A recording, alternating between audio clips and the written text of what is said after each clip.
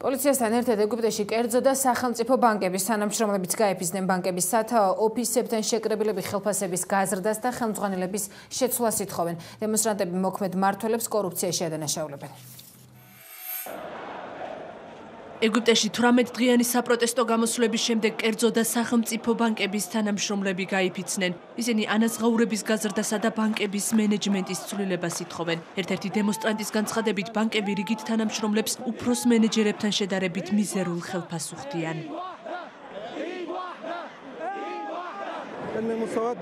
ანაზღაურება ძალიან მცირეა, ეს ხომ ტირანული მენეჯმენტია, თანამშრომლებს შორის უთანასწორობა შეურაცხმყოფელია.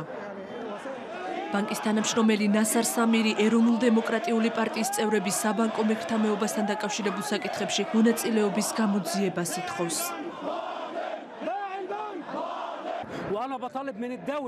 მოვითხოვ ახალმა ხელისუფლებამ ეს კორუფციული საქმიანობა გამოიძიოს.